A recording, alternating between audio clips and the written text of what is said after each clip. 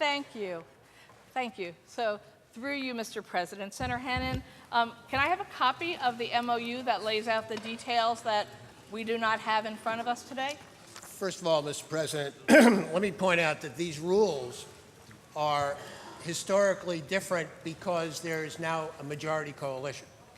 And that is the major change because of the alignment of the Republicans and the independent Democratic coalition.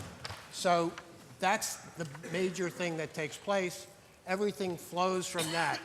Although there are some major innovative procedural rights that are now given to members in regard to bringing issues before the floor, bringing issues to the floor, bringing issues to the committees, and causing public hearings to take place. Unprecedented democracy being visited with each of the members. The question you ask is about something that's not in the rules.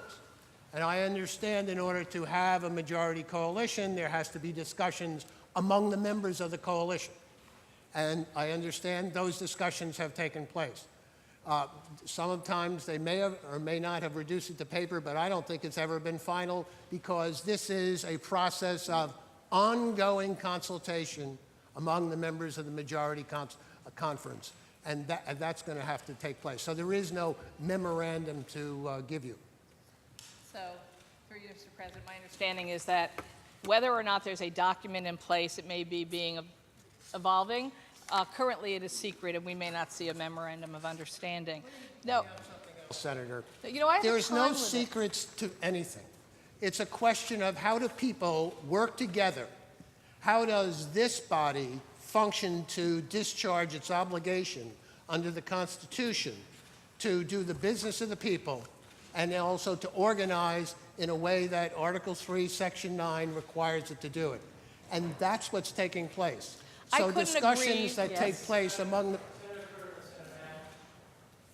We have an extremely busy day ahead of us. It would be prudent for everyone to go through the chair. Senator Krueger, are you asking Senator Hannon to continue to yield? Yes. Senator Hannon, will you yield? Yes. Thank Senator Krueger. you. And I certainly agree with Senator Hannon. The rules are intended to make explicit how this legislative body functions, and which is why it's so important for us all to have a chance to see it in writing, have more than 12 hours, or perhaps have a chance to see documents that we are not being provided at this point. Senator Hannon already raised my next question. He says it democratizes the process and makes it easier to accomplish things and brings to the floor. Now, quite a few sections of this new rules changes the formula for votes from a simple majority to a 3/5 supermajority model. So, under the old rules, you could bring a motion to the floor for consideration of bills with a simple majority. That has moved to 3/5, meaning would require 38 out of 63 members. How does that make it simpler to bring things to the floor if you need 3/5 vote, a supermajority? It's more widely available, and by adding in a requirement that allows 1/3 of the members of a committee to put an issue on the committee agenda, it starts the whole process for policy formation, for policy debate, for bringing things, once it's been brought before a committee, if that committee approves, then it's going to have a certain impetus that issues tend to gather because of the work of the members and the work of the press, and that's why it would ultimately wind up with greater considerations than we've had before. Through you, Mr. President, does the sponsor know that the old rules allowed the rule for if 1/3 of the members of a committee petition, that's the case, so that's not new, we had that, but does he know that now, even when that takes place, it must go to the Secretary of the Senate and the temporary president, I'm just trying to get the specific section, to point out that they have to approve the hearing. So previously, committee chairs actually had the authority to approve committees, but we are taking away power from the committee chairs, and they only can request a hearing which can be turned down. Is that improved democracy? First of all, I don't believe your interpretation of the rules is correct. The question of the petitions going to the Secretary of the Senate is for administrative convenience It's not to give that Secretary of the Senate any greater power. It's simply to receive and transmit, which is frankly a function of a ministerial officer rather than the function of the chair of a committee. And the Speaker also, excuse me, Senator Mr. Krueger, are you President. asking Senator Hannon to continue to yield? Yes, thank you, Mr. Senator President, Hannon. I am. So Senator Hannon also said that it will make it easier for bills to come to the floor or for you attempt to motion them to the floor. Now, we've already moved in these rules from a 50% simple majority to a 3/5 supermajority, which makes it statistically almost impossible to happen. And we've reduced the number that you can try because now a member can only motion for chamber consideration, 2 allowed per day, must serve written notice of 1 legislative calendar day, and you are only entitled, I believe, per senator, to make 3 motions per year on bringing bills to the floor. It was unlimited before. Now, granted, it was unlimited, but you needed 50% majority. So I can't even remember in my time here when we were successful, a minority, in getting a win on a simple majority, but under the new rules, I, Liz Krueger, would only have the opportunity on 3 bills per year, and I would need a 3/5 majority for it to pass. So how is that opening up the process? Well, first of all, I'm glad you've had a chance to read through the rules, and although whatever I say is black, you'll say is white, and vice versa. How is it? It's what it will do with the 3 opportunities is say to each member, these are my most important issues. These are the things that I really want to have considered. Under the past practices, we found out that sometimes a member would petition for everything, all of his or her bills. So that was not adding to the process. That was not adding to the policy debate that we want to see happen. Take the issues that are most important and put them forward.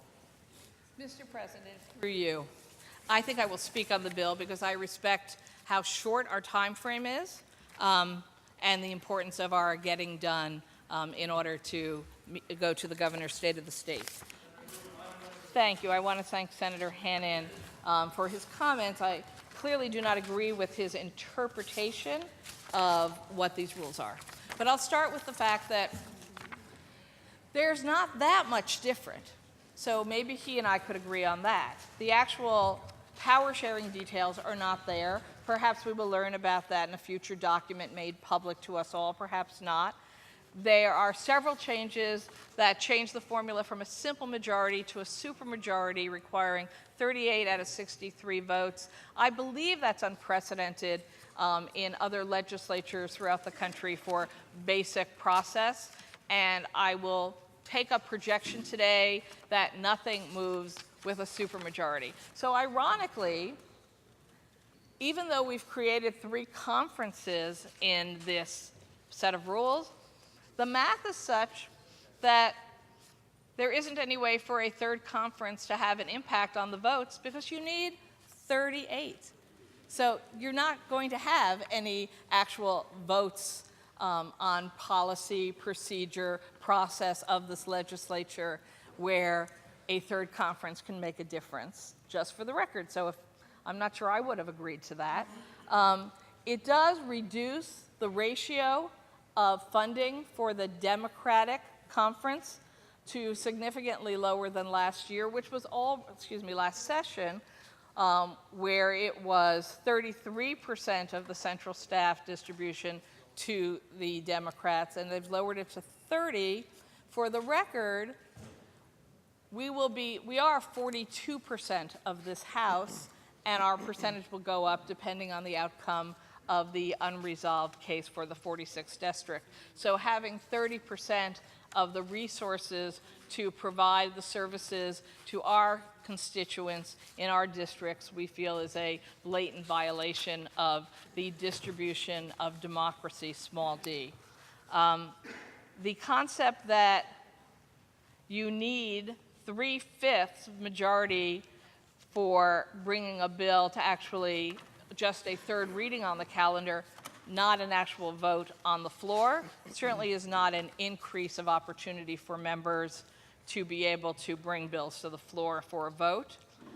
Committee representation has a new provision saying that it can be there are some changes to committee representation, but I actually think it decreases the power of individual committees. It makes it more complicated for committees to do their job and try to move through bills through to public hearings and to the floor, even if a third of the members wish to. It gives powers that are currently in the hands of the President pro tem to the Secretary of the Senate. Now, I would ask, why would the President pro tem want to give up their power and their authority? And if we're having two later today, why would two of them want to give it up? Well, here's the answer. The Secretary of the Senate is hired and reports directly to only one of the President pro tems, that is Dean Skelos, the head of the majority Republican Party. So if you give the powers from the President pro tem or remove it from the legislative process and give it to the Secretary of the Senate, then you're actually allowing one entity to control all those decisions. Now, a lot of it is administrative, one can argue, but two that stood out to me immediately would be who decides whether the public and reporters are allowed on the floor of the Senate or whether they will be shut out. Now, I actually don't really accept any scenario where the public and the press should be shut out of the Senate, but it's very disturbing to me that that will no longer even be within the legislative purview of the rules, but rather simply at the decision-making of the Secretary of the Senate, hired directly by Senator Skelos, because I believe you need a very, very strong set of requirements in order to shut the public and the press out of the floor of the Senate. We are doing the people's business. It should be done in public.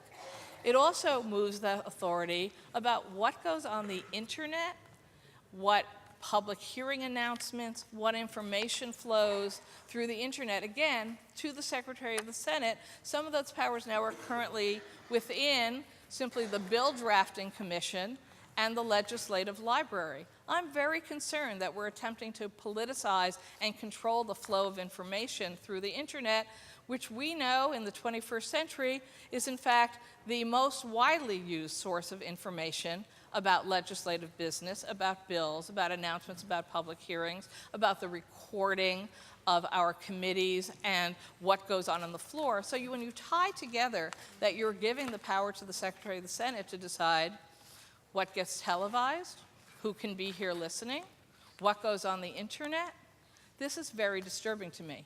I have to say, this is probably the most disturbing change that I see right now in the rules, because by and large, there's not very much that different. In fact, since I heard members of the new coalition majority talking about being committed to bipartisan government that places progress over politicking, I was actually expecting something that would revolutionize the Senate and perhaps could move us forward into a post-partisan era of cooperations where we're individually empowered to deal with important issues, get votes done, and debate the bills that deserve being debated in the public that can be seen on internet and by the press. But that's not what I see here. I'm reserving complete judgment because, as we already said, we feel that there was not enough time at all for anyone, including the public, to review what's actually in the rule changes. But mostly what I'm telling you I see is same old, same old. The rules of the chamber were provided to us in the middle of last night and then were leaked to the media. Sort of same old, same old. They didn't reform the operations of the chamber. In fact, there were steps taken backwards, away from reforms previously embraced by both Democrats and Republican majorities. They once again take resources from the minority in an attempt to further disenfranchise our constituents and make it even harder for duly elected Democratic members of the Senate to analyze legislation and present our own legislation. They move us further than ever before in the direction of institutionalizing Republican control of this body and legislative operations, with new positions like a supermajority requirement is required to change the rules in any way, sharply limiting the members' ability to even petition for open consideration of their bills, putting a partisan Secretary of the Senate in charge of even the most basic functions. The majority coalition could have proved us wrong and taken this chamber in a bold new direction. Instead, we're taking a trip back in time to the bad old Albany. The Democratic Conference will continue to work for the progressive changes New Yorkers voted for and will continue to offer productive solutions, not the same old late-night Albany power plays and last-minute bait and switches. Thank you, Mr. President. I'll be voting no.